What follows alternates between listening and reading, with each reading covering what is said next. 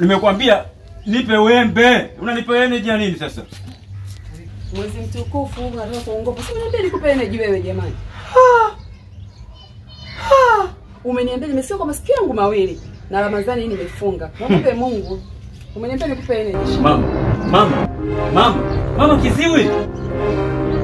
Una matatizo masikio? Nimekwambia nipe wembe mmoja.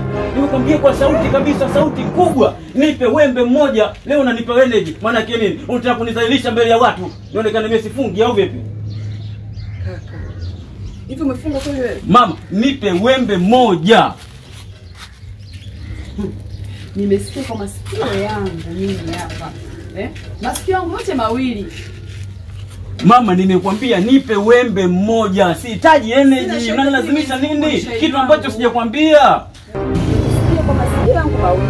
Mama naomba energy. Nakupa energy hii hapa. Unasema umeagiza wembe. Kwa hiyo mimi sikiziwi. Mama uko vizuri kabisa. Nimekwambia kwa sauti kubwa kabisa, volume ya mwisho. Nimekwambia nipe wembe mmoja. Hujasema wembe, umesema energy. Wote herufi zingekuwa zinaendana hiyo wembe na hii jamani. Jamani. Mama, nipe wembe mmoja. Ndio mwezi mtukufu, nashangaa huyu mama anataka kuniletea nini? Nimefika hapa nimekwambia nipe wembe mmoja. Ananipa energy, sasa maana yake nini? Yangu huyu hapa. Ameniagiza energy kabisa. Malaika wako hakuwepo binti yangu, lakini Mungu ni shahidi.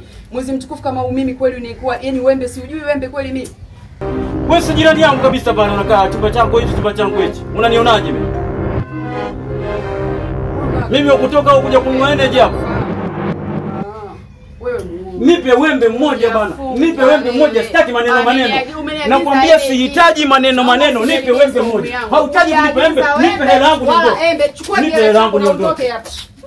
Alijefunga. Kwa kweli Mungu amtetee mwezi mtukufu, sasa nitakwambia. Makobe ni kwa wewe. Mwezi mmoja tu unashinda kuomba Mwenyezi Mungu.